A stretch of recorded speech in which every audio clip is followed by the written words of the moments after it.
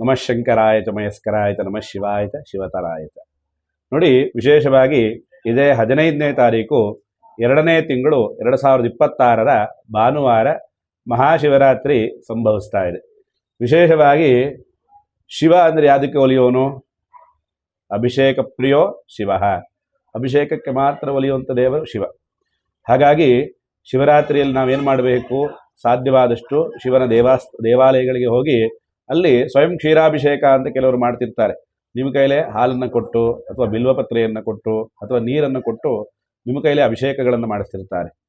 ಇದನ್ನು ನೀವು ಮಾಡೋದ್ರಿಂದ ನಿಮ್ಮ ಎಲ್ಲ ರೀತಿಯಾದಂಥ ಪಾಪಗಳು ಶಮನ ಆಗುತ್ತೆ. ವಿಶೇಷವಾಗಿ ದೇವಸ್ಥಾನಕ್ಕೆ ಹೋದಾಗ ನಾವು ಏನು ಮಾಡ್ತೀವಿ?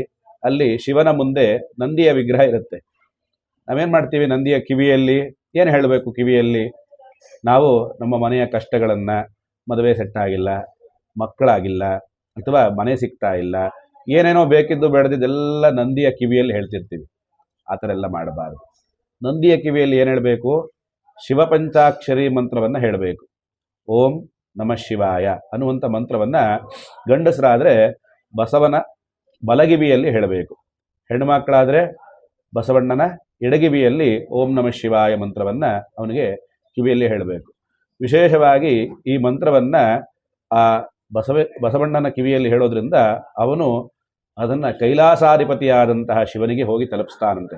ನಾವು ಒಂದು ಸರಿ ನಮಃ ಶಿವಾಯ ಅಂತ ಅವನ ಕಿವಿಯಲ್ಲಿ ಹೇಳಿಬಿಟ್ರೆ ಅವನು ಹೋಗಿ ಮತ್ತೆ ಶಿವನ ಹತ್ರ ಹೋಗಿ ತಲುಪಿಸೋಷ್ಟರೊಳಗೆ ಅದು 1,00,000 ಸಂಖ್ಯೆ ಆಗಿರುತ್ತಂತೆ.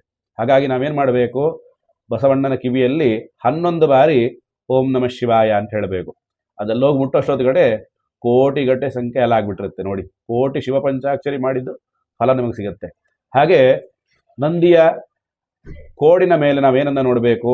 2 ಕೋಡಿನ ಮಧ್ಯ ನಾವು ನೋಡಿ ಈ ರೀತಿಯಾಗಿ ಹೆಬ್ಬೆರಳು ಮತ್ತು ತೋರು ಬೆರಳನ್ನು ನಂದಿಯ ಕೋಡಿನ ಮೇಲೆ ಇಟ್ಟು ಅದರ ಮಧ್ಯದಲ್ಲಿ ಶಿವನ ದರ್ಶನ ಮಾಡಬೇಕು. ಇದನ್ನು ನೋಡೋದ್ರಿಂದ ಸಾಕ್ಷಾತ್ ಕೈಲಾಸವಾಸಿಯಾದಂಥ ಶಿವನನ್ನ, ಕೈಲಾಸ ಶಿಖರದಲ್ಲೇ ಶಿವನನ್ನು ನೋಡಿದಷ್ಟು ಫಲ ಸಿಗುತ್ತೆ ಅಂತೇಳಿ ಹೇಳ್ತಾರೆ.